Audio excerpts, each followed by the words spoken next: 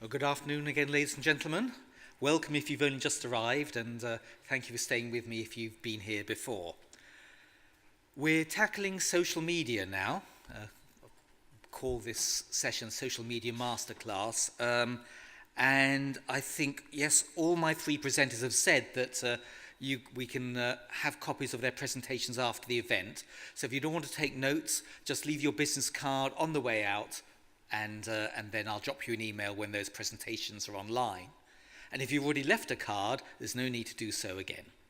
So let me introduce our social media masterclass speakers. Sitting closest to me is Nina Chaletsos.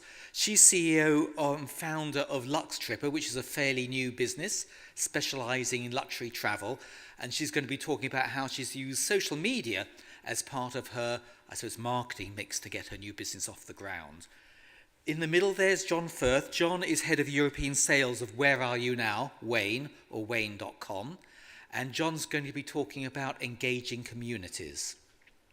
And then last but not least, Tom at the far end, Tom Valentine is managing director and co-founder of Secret Escapes, which I suppose is, how we should describe you. I suppose selling great inspirational travel, but actually come out with specific offers to put on sale. I think it's a good description. And he's going to talk about how he's been using social media as part of their promotional campaign. So we'll hear the three presentations and then we'll ask questions afterwards. So if any questions do pop into your head, then keep them there and pop your hand up at question time. Good, lovely. Thank you, ladies and gentlemen. So let's welcome Nina for our first presentation.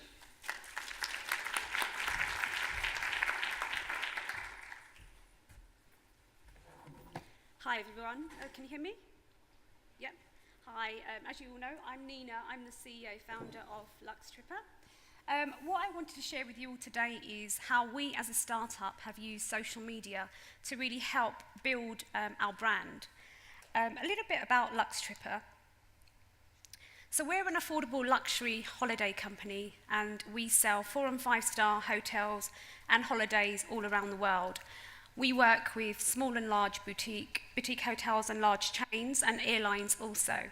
And we basically package it up and sell those properties to our customers as hand-picked hotels.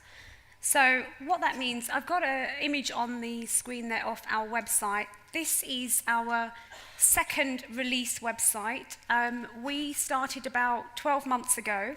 Our first website looked very different to the one that we will be launching in a couple of weeks' time. And that is because we've used our social media to really refine and understand what our audience and our customers wanted.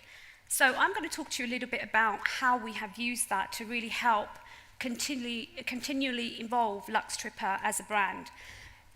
LuxTripper, our brand is that we personalize search. So when a customer comes to our site, all they need to tell us is what kind of customer are they. So are they a couple, a family, group, solo, or hen?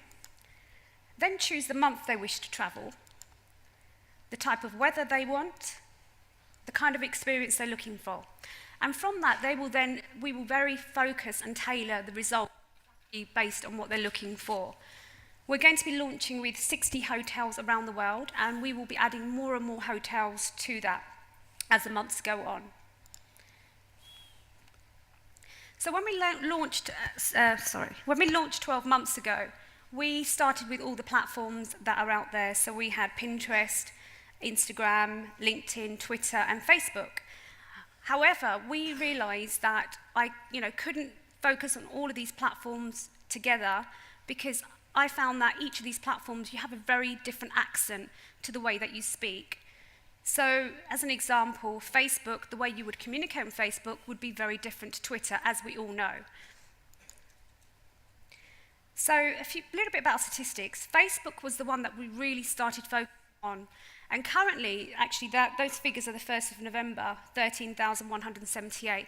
We're about 13,500 now. Those are all organic likes. We haven't purchased any of them. We started off with a very small, with our friends and family.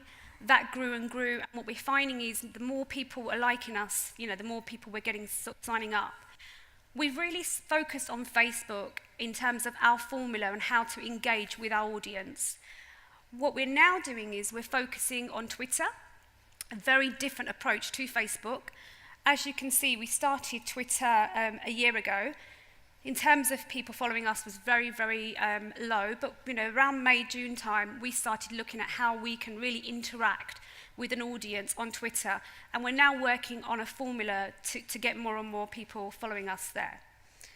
The other one there is Instagram, and basically we are looking at how, again, we can use Instagram in a very different way. I mean, Instagram, people really love to share their travel experiences. They like to, really do some cool, funky stuff with the way that they post those pictures.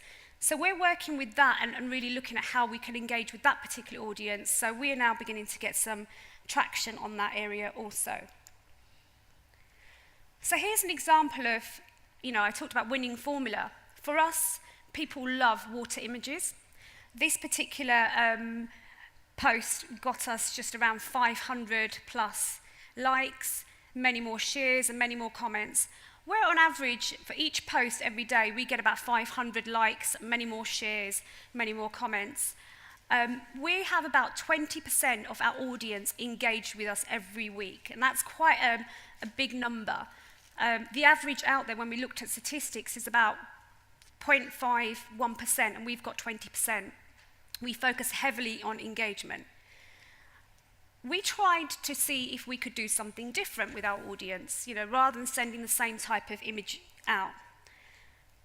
When I hit 13,000 likes, I sent the image on the left, a thank you to all of my audience, to say, hey, we really appreciate you being our fan.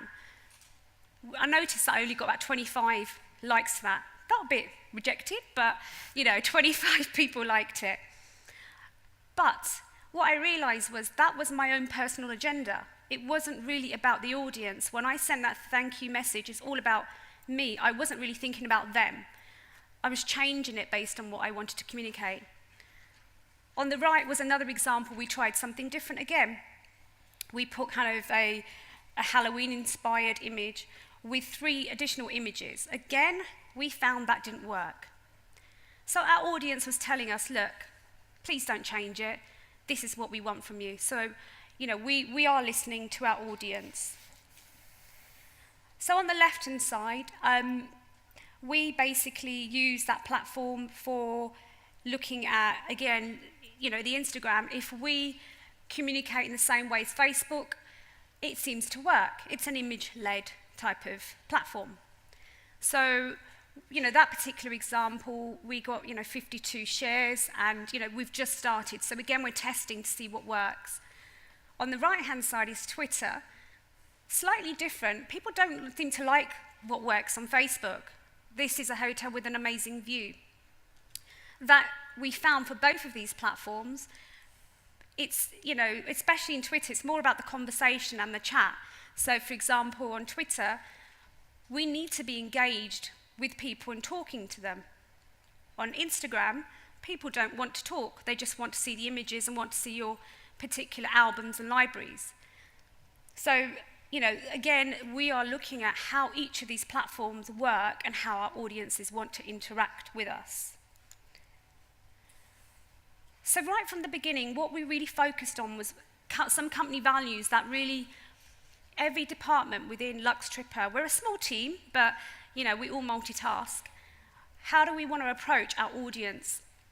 And they really fell from 5 particular values that came from the way we approach and operate. So we're always open and honest with our customers. So no matter what platform we are using, we will not, if we've got a great deal from a hotel that they say, look, sell this, we'll give you a great deal, but we find it's not the best season to travel, we won't push it out there. Because our audience will go away and do the research and find that we're actually trying to sell them something. That is not the best time to go. So we don't want to ruin that trust. We are relaxed and never pushy. So we don't speak to our audience as a brand. We speak to them as a friend and as an individual. And we're finding that they are loving that, and they're coming back to us and recommending us. We listen to our customers and try to deliver exactly what they want. So this is a little bit about tagging all of our customers, which I'll talk to you shortly about. we help people step outside their comfort zone. So an example of that is, we were at a wedding exhibition, I had a stand there, and we met a lady and she was looking for a honeymoon. She then joined our Facebook as a fan, and then after that she went onto her blog. And then she noticed that our feature was Bali. She was very inspired by that feature and came back to us and said, you know what, I never thought about Bali as a destination, but I really think I want to go there for my honeymoon. So we went back and forth and gave her some options, and she bought that for her honeymoon and had an amazing experience. We also build lifelong customers. So when we are working with our current fans, we're not really focused on building more and more fans, because we know that if we focus on our current fans, then we will get more and more recommendations from them. So what we really have done is we are creating that winning formula for each of our platforms. As I've said, I love Jim Carrey, no means no, but what that really is about, we are not being pushy. We don't sell. We don't put offers up there. We are inspiring people. We're sending them some stuff that they want to read, they want to share. We found our consistent themes, and we're sticking with it. We find, unless our audience, we've noticed something that's not working, we will stick with that theme. And we don't like being cheesy. Now, for example, compare the meerkat.com. The meerkat is a really cool, gimmicky thing. It seems to work. I love it, but some people may not. If you're going to use gimmicks, use it in the right way. Cheesiness, we found when we tried it, put people off. So what the key of this is for us is focus on what our fans want, not what we want. And if we focus on what they want, then we find that we end up selling. One of the other things I wanted to mention was when we started, we were thinking about, do we focus on likes or do we focus on engagement? And what we found is each time we had a very high level of engagement, so you'll see week 4, the number of fans that particular week, the percentage raise went up as well. So we actively focus on engaging our audience. One of the key things for all of this is we're in this to make money. We are a business. It's not just about sending lovely pictures out there. And we are building our digital fans, etc. But who owns that data? Who owns all of those people that are sitting on your Facebook, on your Twitter accounts, on your Pinterest? It's owned by Facebook, Pinterest, and Twitter. So one of the things that we really focus on is moving those people off of those platforms into our CRM system. And what we have to do for that is we have to give them something in return of them becoming a member of our CRM system. So we make them want to sign up. An example might be, here's a great ebook for, off the beaten track, or, we'll give you some top tips of something or other. And in return, all we want to know from you is what's your name and your email address, and are you planning to travel within the next 6 months? So already we've got some amazing data about certain people. And then what we do is we follow up and say, hey, we have another great ebook or something else or an offer. And in return, just tell us which destinations you love, whether it's the Maldives or the Far East. And what started to happen is that we have really started to segment our data for all these people moving off of these digital platforms, and we're beginning to tag them. And by tagging each of them based on they're traveling within the next 6 months, and this is the destination I'm looking for, we are now reusing that to target back onto our digital platforms, because we can see that 30% of our customers are telling us they like this.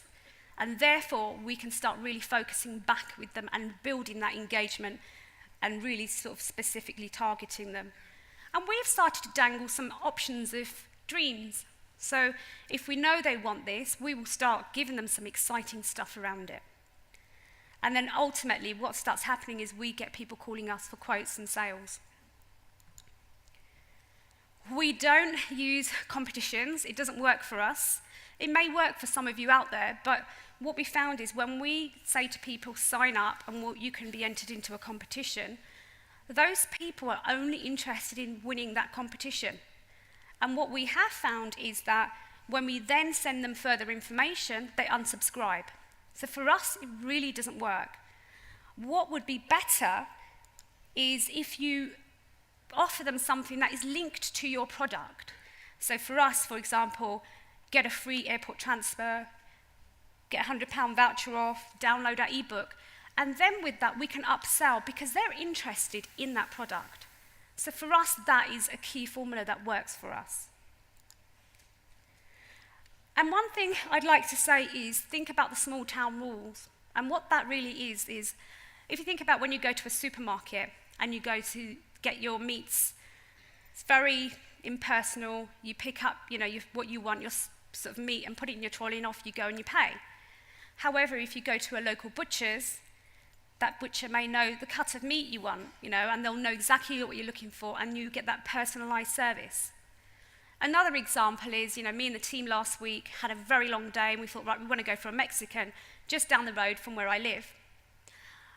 And I don't have dairy, I'm dairy intolerant, and the waitress overheard me sort of talking to the team about the nachos, and I was saying, don't worry guys, I'll just pick the nachos from the bottom. I always end up doing that.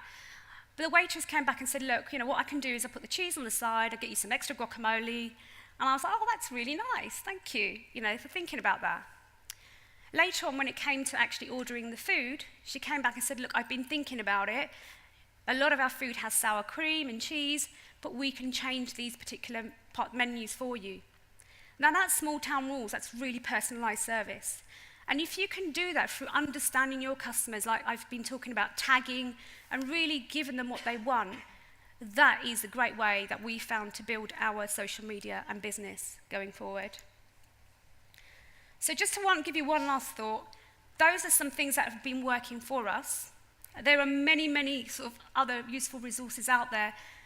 Digital is changing all the time, and what we do is we're constantly reading. So there's some really good sort of examples of some blogs on there. And one of the great books that everyone in my team have read is Brian Macy's Your Customer Creation Equation. It's fantastic. But I just think constantly looking at ways to improve and listening to your audience, that for us is a winning formula. And if any of you have any great ideas, please feel free to come and find me afterwards. I'd love to share your ideas as well. So thank you very much.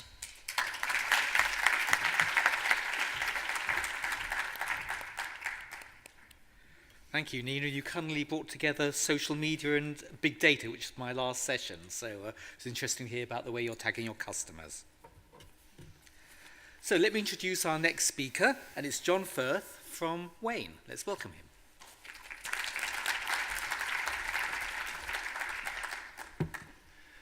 Lovely.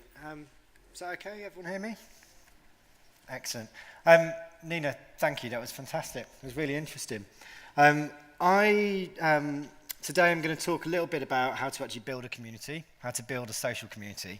Whenever we end up presenting at social media events or about social media, there is always a tendency to always trying to go down more of a creative route. It always happens. I can't help it, and today is absolutely no difference. So hopefully you'll get a few ideas of how we created our social community, some really basic understandings about how we did it. But then it kind of switches to, which is probably a little bit more important, and what Nina demonstrated throughout her presentation was about engagement and actually creating a community of your own that you can take ownership for, but actually how you engage them. And there may just be 4 or 5 little ideas here, but I'll kick off. So first of all, I went back and was actually looking at the definition of a community. And it was saying a community is a social unit of any size that shares common values. And I think that especially with social media, we get sucked back into referring to social media as Facebook and Twitter, and that's it. A lot of the travel clients that we work with, and we work with a lot of the tourist NTOs, a lot of DMOs, airlines, tour operators. Over the last 6 months, they've come to us asking us how they can create their own community of customers who can then become their brand advocates, and they can use that throughout their campaigns. So it's quite an interesting one. If you expand on a little bit more, what we've found as our community is we may be a travel social network, but actually it's about people's lifestyle decisions which actually make that community share with each other, comment, and become those brand advocates for the brand. So that's a little slide there, just not to forget. Probably should tell you who we are. Wayne stands for Where Are You Now? And we're a travel social network.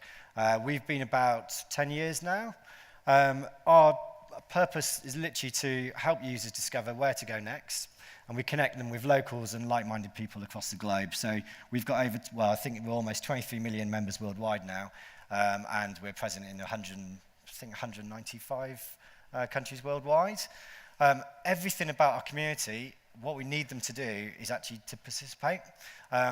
Our site has grown a lot over the years, but still I'd say 80–90% of it is user-generated content. So the engagement and the community feel of our site is the thing that binds us all.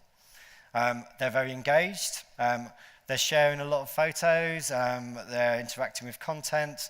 They're answering questions. They're watching videos. They're doing what any community would do. And there's some very good reasons for that. And these are some of the approaches that we've taken over the years, and hopefully you'll get some ideas from them.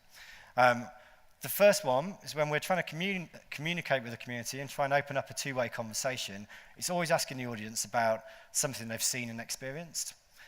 We find that really does stimulate quite a lot of conversation.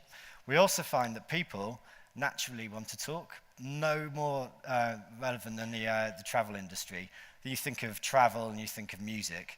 They're the two openers for any kind of conversation.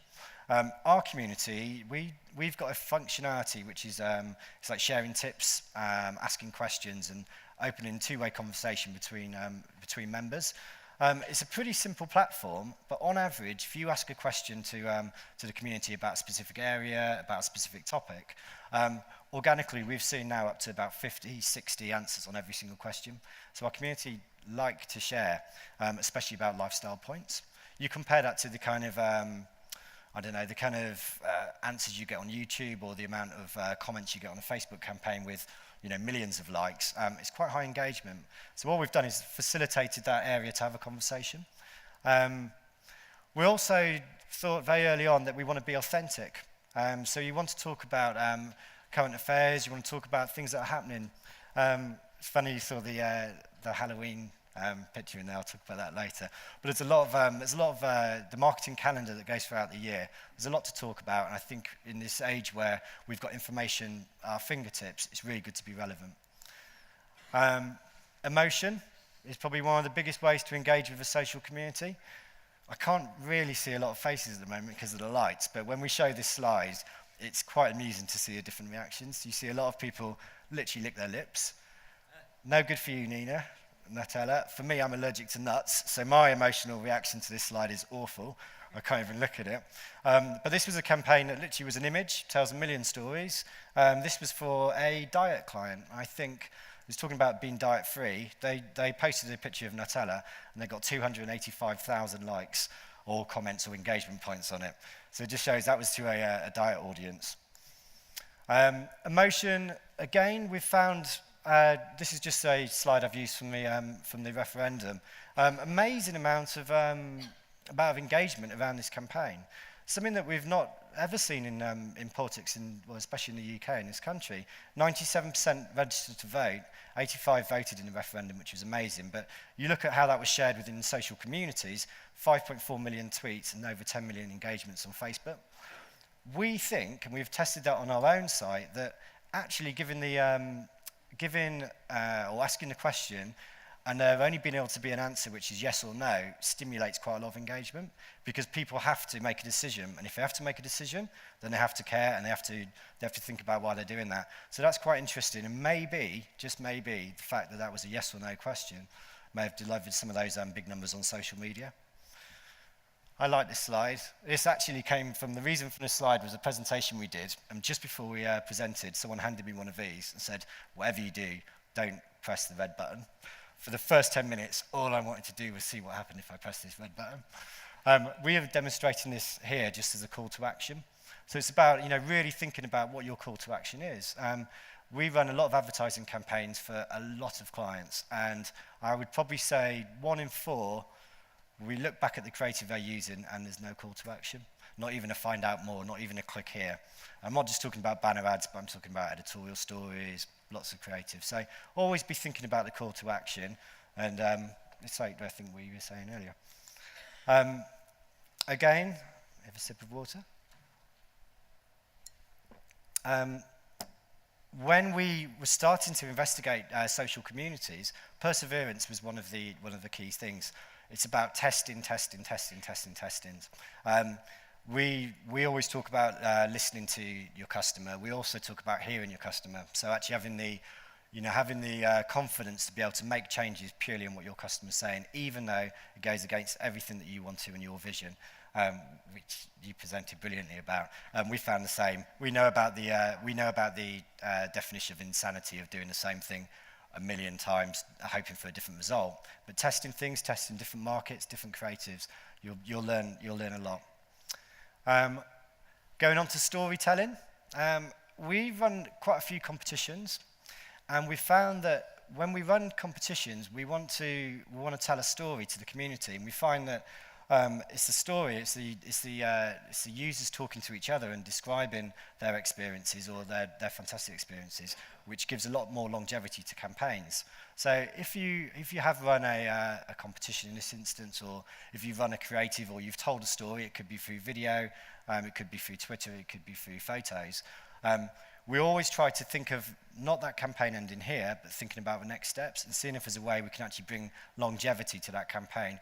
The easy way is if we win a competition for 2 people to experience something, we don't have that as an anonymous end. We invite those people who have experienced it to report back to the community, and then we further more comments, more shares, and more engagement from there. At the moment, it's a very exciting time to be involved in digital or social media. And what we've been very surprised at, even within Wayne, is what tools are at your disposal. Talking about editorial, advertorials, sharing blogs, sharing content, all the different ways you can do it. There's some really, really good sites out there. One we use is Medium. I don't know if you guys have come across that.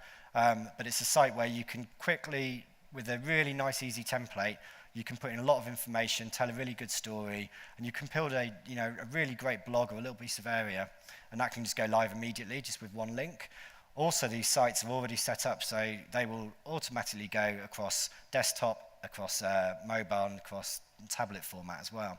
So there's some good technology out there to be able to tell a story, to be able to create interesting content, but also, without the infrastructure, you won't need the infrastructure to be able to relate that across every single different platform. So use it. It's out there and it's available, and lots free. This is an area that I was talking about over in RE for Travel. And I've put it into this presentation because we've seen some fantastic results from it.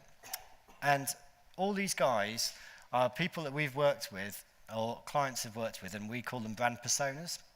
And we've looked at the way that we obviously, in the moment in the marketplace, we're very lucky that we can get brands to actually connect with audiences. So people are actively looking for content from brands. You'll like a brand on Facebook, you may connect with it on Wayne.com, you may follow it on Twitter. People are interacting with brands, which is incredible. And this is only, still relatively recent. What we've seen recently in the last 6 months is that if you can have a brand persona to front up your brand, you'll see a lot more engagement, and people like to connect with people. So in the example on the top right there, or top left, as you're looking at it, is a guy called Danny McCaskill. So we've just done a big campaign for Red Bull, and we've connected the Red Bull brand with our users before, and we've fed Red Bull content through to them, and we've seen some amazing engagement levels. But we did exactly the same, but using one of their brand personas. And the guy, Danny McCaskill, I'm not sure if any of you will have heard of Danny. He's a stunt rider, and he's got some amazing video content. And we, bearing in mind we're a travel social community, we invited our community to connect with Danny. And within, I think it was a matter of, just under 4 weeks, we saw over 200,000 people on our travel site connect to Danny because they're into what he does. He's an ordinary person, but he's doing some pretty extraordinary things. We had over 1 million impressions served to the profile that we built for him. And we also delivered 55,000 engagement points, which was amazing. And we've looked at that compared to what we were doing with just connecting the brand direct, and I think the figures were around 45% uplift. So it's quite an interesting idea, linking brand personas and letting them front up your campaigns, especially when we're talking about something as personalized as social media. I look back into the history books. This lady is a lady called Betty Crockett, and this was General Mills, who back even in 1921 wanted to find a fictional person to actually give a personalised response to their customers. So they created one. So she's completely fictional. And if it goes as far as in 1945, when Fortune magazines were doing a report and a survey, she was actually named the second most popular American woman, just only after the First Lady. And she's still completely fictional. But it was really interesting. So I always find, and we talk about this a lot, that you can look back into what's happened in press, online, radio, traditional marketeers, trying to find these ways to actually link brands with personas. And we're very fortunate we can move that over to the digital and social world now. Doesn't even need to be a fictional human. Adidas did it with the World Cup ball leading up to the World Cup. So again, they've used, instead of just promoting Adidas, they've used the World Cup ball. This was a Twitter campaign. They had he's wearing I call it a he, the ball, bazooka ball, is wearing shades on Rio Beach there because he doesn't want to get spotted. He spent some time with the Pope, which is nice, met Wolverine, drew a plane, celebrated his 1 million followers with a party. They basically created something which was pretty powerful. 3.3 million followers, and if you look at the facts there was only 247 pictures. We as Wayne, we've put thousands of pictures, and we're nowhere near 3.3 million followers. So it just goes to show you that a brand persona doesn't need to be human; it can be absolutely anyone. I promise this is my last 2 slides on brand personas. I'm quite passionate about them. This was a little quiz. I was actually going to give a prize, but there was quite a lot of people here. I was thinking about brand personas and how you can unlock personas to work for your advertising and really start engaging with the consumer. There's one person in particular that I thought was a no-brainer. I'll give you a clue who this is. It's a person that his face will probably be known to, I don't know, hundreds of countries all around the world. Probably responsible for selling millions upon millions of pounds worth of products. Does anyone know who that potentially could be? What was that? I thought you'd say that, but it's not. It's this man. His name's Father Christmas, okay? And by the way, you don't need to spend, hundreds of thousands of pounds to get this guy promoted. These are brand personas that have been working for years, and I know the Halloween example is a bad one. Father Christmas is an interesting one, but we're just talking about different ways that there's a lot of personas out there which you can target at different times of the year. And again, when we get sold down this creative route in engaging with social communities, actually there's quite a lot of personas out there which you can access for free and you can make quite engaging. I'm going to show a video now, and this is a quick case study bringing it back to travel. Citizen M are a group of hotels. I don't know if anyone, maybe a little poll, has anyone stayed at Citizen M hotels? Perfect. If you were to describe them in one word, what would you say? You're a Citizen M? Perfect, love it. Okay, perfect. I really love the hotels. I've met Diego, who looks after all the digital for these guys. And what they've done is they've started to really unlock the power of their user-generated content. So, as we know, one thing is to actually build a social community. 2 is to engage them. But 3, getting those guys to become your brand advocates is the golden goose. I think they've done this in a really, really clever way. And then what they've done is they've created citizens from all around the world, guests who have stayed with them, who want to share with the rest of their community, stuff they're into, things that are off the beaten track, local knowledge, everything that is linked by lifestyle, not necessarily a price of a hotel or actually a destination. So we're lucky to have our own citizen here. I'm going to show a very quick video which Citizen M have put together, and I think it really highlights how, just from your customers, who are going to be so loyal, they can become your brand advocates.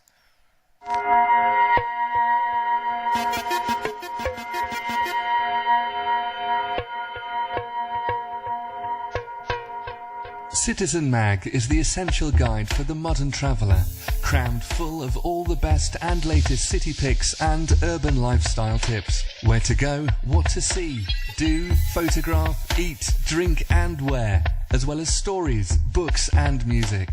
All designed to inspire citizens everywhere to explore and enjoy life in the city. Citizen Mag is written and curated entirely by the very people who know their city the best, the local citizens themselves. those in the know about the coolest, most interesting and best kept secrets their city has to offer, making Citizen Mag jam-packed with tips and friendly advice on where to find the truest and bestest local vibe. These contributors, or local heroes as we like to call them, come from all kinds of backgrounds, including singer-songwriters, photographers, designers, event managers and business gurus. Local citizens who know their stuff, know their cities and are authorities in their fields. Citizen M also contributes itself with the Citizen M Insiders column, where we show you behind the scenes at our hotels. All the interesting bits travellers don't normally get to see, who our partners are, and how we curate the entire Citizen M experience for our lovely guests. Over 150,000 modern travellers enjoy our magazine every year. Our city pics are also popular on social media. We're always looking for city-savvy citizens to contribute to Citizen Mag. So if you know your city inside out and have some top tips you're bursting to share, get in touch and get involved.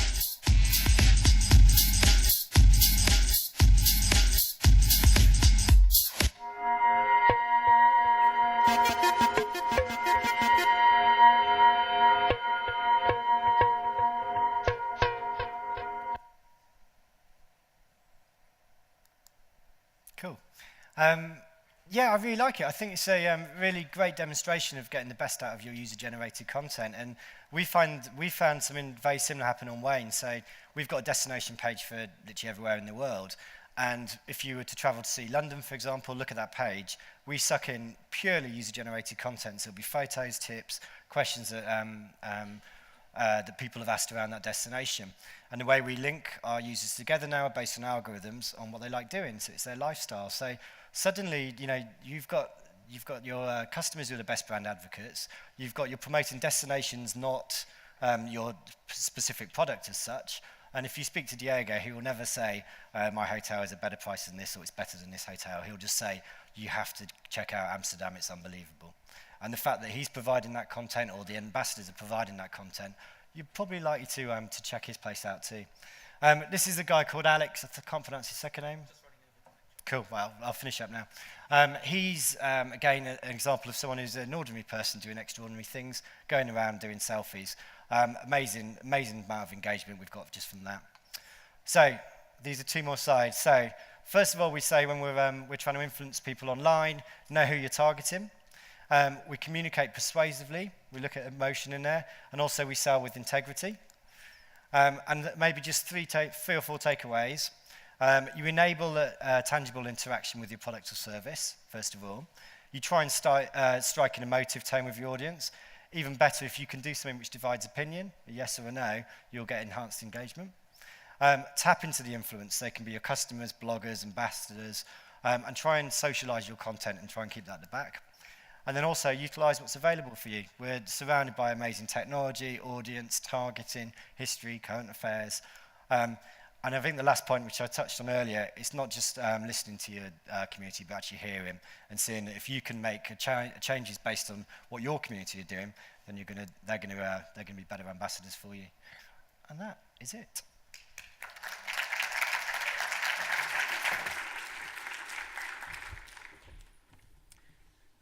Thank you, John. Some great tips there.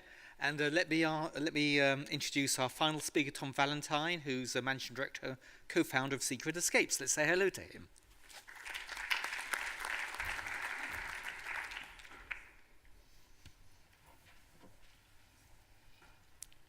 Hi, everyone. I'm usually a relatively accomplished public speaker, but my mother-in-law is in the audience today, so please play nice. Oh, my presentation's turning up. So I think for the third session, we're going to take as a given that you're managing the communities you consider relevant on the appropriate social networks. You know, the other two have talked very persuasively about how it's important to allow conversations to happen on whichever social networks are relevant for your brand.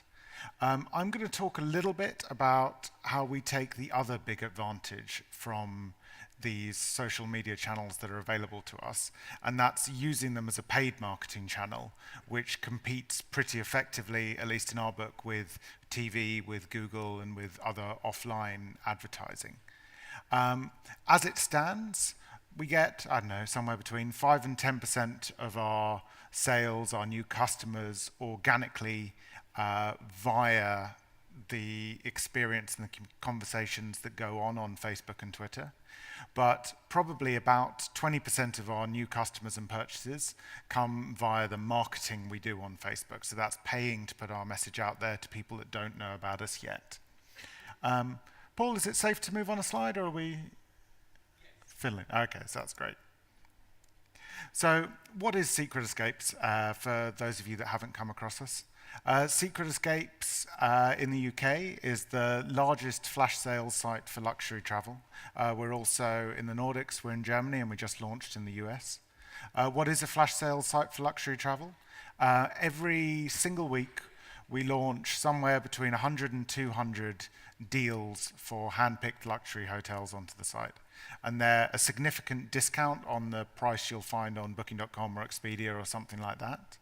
And the way we go about getting those deals is because we can offer hotels incremental trade. So our killer stat is that 9 out of 10 people that book with us say they weren't planning the trip before they saw the communication from Secret Escapes. So that trade just goes kind of right on top of the occupancy that was already planned in. And it's a very clear B2B brand, I hope. Let me know if it isn't.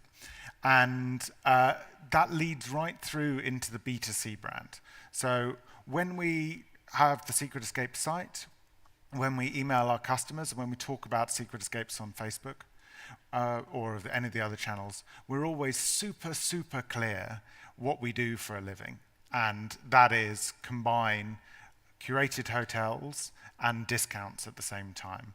And that'll be true whether you're deeply engaged with the site in mid-purchase or whether you're meeting us for the first time.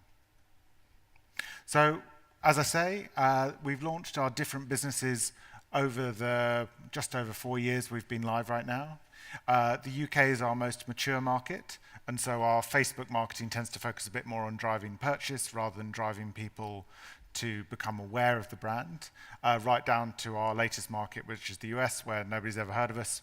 And so it's very much about getting our name out there. And Facebook's really very helpful for both of them. So what is it we do with Facebook in particular? Because that's certainly our biggest marketing channel. I thought maybe I'd just give a couple of top tips. If it's relevant, possibly the single most useful thing we did this year was combine our various Facebook pages into one single global brand page. It makes managing the thing a lot easier, and also it means your likes number is much, much bigger, which is a source of great joy in the office. So moving on, as I said, we mainly use Facebook as an acquisition tool. So we've had over 1 million people join Secret Escapes, so join the mailing list after seeing an ad on Facebook. And we run it just like any other marketing channel. So I think there tends to be quite a lot of an assumption that Facebook marketing is about growing Facebook likes or growing Facebook engagement. And we actually found that kind of Facebook likes kind of happen by accident. If you buy media on Facebook, people will like your brand in parallel, and you know, they can't hurt, I guess, but fundamentally what we're doing is buying traffic and buying access to people, because the targeting you can do on Facebook is absolutely astonishing. So, you know, when you're on Google, you bid on a keyword. When you're on TV, you bid on a TV show that people are in the middle of. On Facebook, you can target people that have bought off a competitor brand. You can target people who the black box at the center of Facebook thinks are quite like people that have bought on your site. It's been incredible for us internationalizing, because you can say, here are my successful UK audience, please show this to people you think are pretty similar in Germany. And then it's just online marketing. So you can track the response and check how those individual campaigns, those individual segments are performing for you. So over the course of the years we've been on Facebook, we've seen, or rather we've managed our customer acquisition costs to be very flat at a per user basis. And I've got to say, I was quite slightly surprised by the level of transparency you could get here. It's just as easy as Google. What formats do we use? More and more, we find that sponsoring posts is powerful. We were a bit surprised by this. You probably can't see too much on the screen, but they tend to be somewhat engaged. So we're talking about what deal is live right now, but I have to kind of reflect the previous point that fundamentally what tends to work is stuff with some water in the image. We tend to call it hotel porn around the office. But kind of a really shareable image and a story about why you want to act on that image right now, which for us tends to be there's a deal for that destination and it's only going on for a week, but could be any different thing. We're dabbling our toes in the water a bit with app installs. It seems to work very well. It is, however, hyper competitive. So watch this space for how powerful a channel it turns out to be. Mobile's great. Facebook are pushing it very, very hard. And as with everything in the mobile space, Facebook seems to be competitive within mobile, but it just seems to be a totally different user behavior when you compare mobile and desktop. But I'm sure people have said that several times today. And then the kind of quite unfashionable right-hand side ads, they're still going strong for us. They're tiny. I'm surprised that they work, but they seem to. And our assumption there is that they're the least intrusive of the ads. You feel kind of okay seeing an ad there, whereas some people actually react pretty negatively to the ads in the newsfeed. And that's probably a useful point to raise.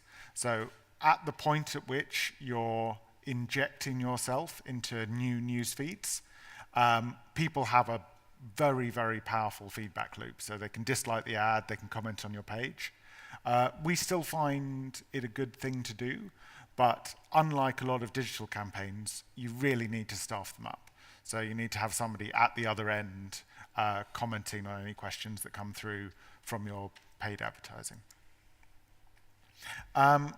So this is an interesting one because we were talking earlier about, are you allowed to kind of do stuff to amuse yourself on your Facebook marketing? Try as we might, we haven't managed to remove funny animal photos from the posts we do.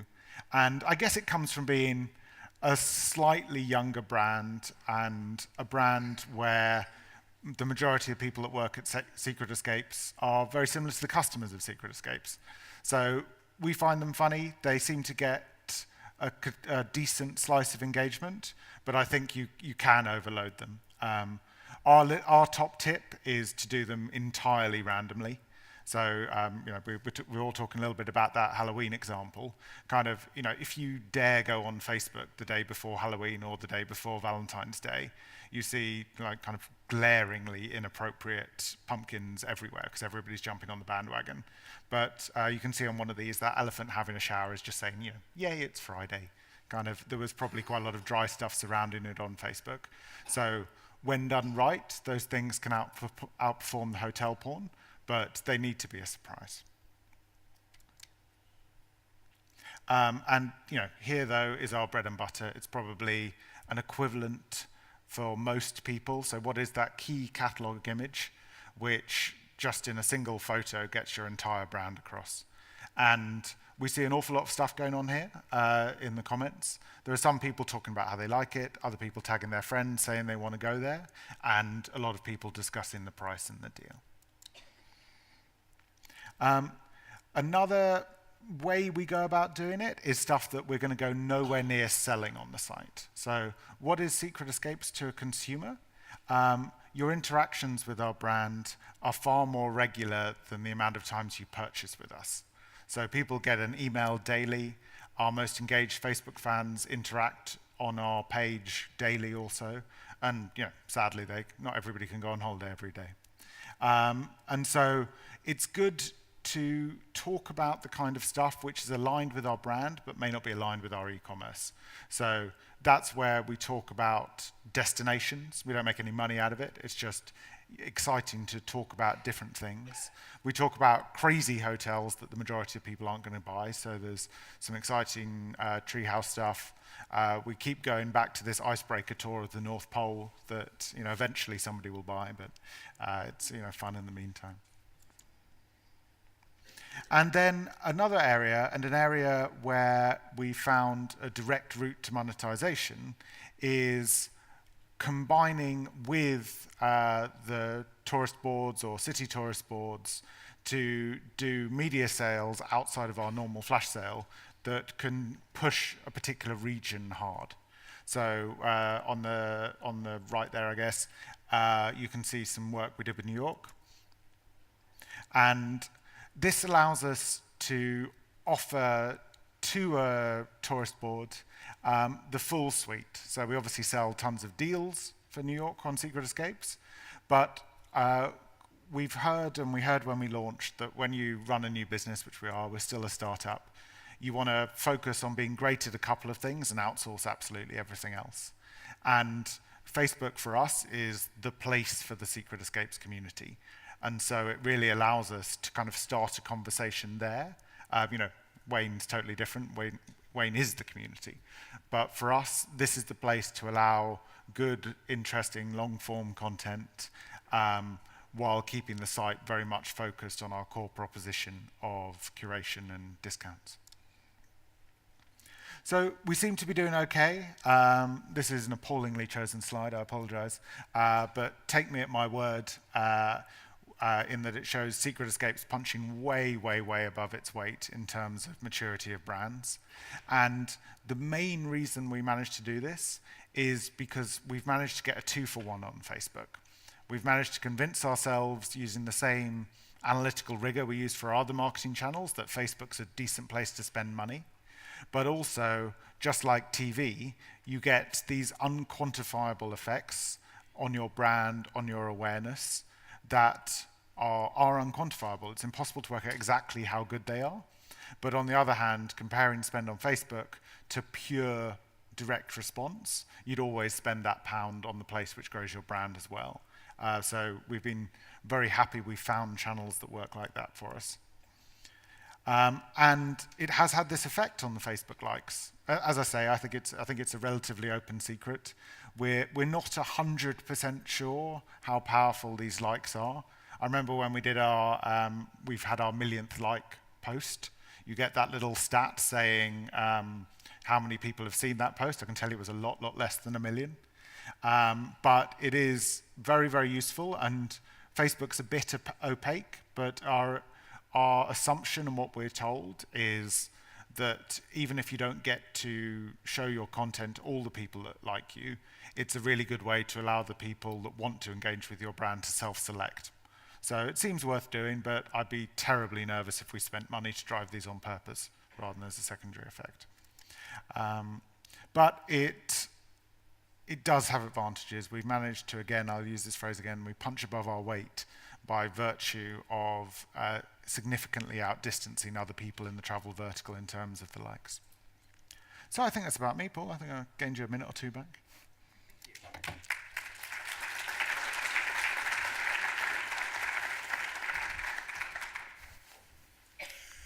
Thank you, Tom, and I thought 3 great presentations, guys. Thank you very much indeed. Who'd like to ask a question? Let me start. Maybe, Nina, I'll start with you if that's all right. I think, Tom, you mentioned you're posting to Facebook every day. I wonder, Nina, how often you actually post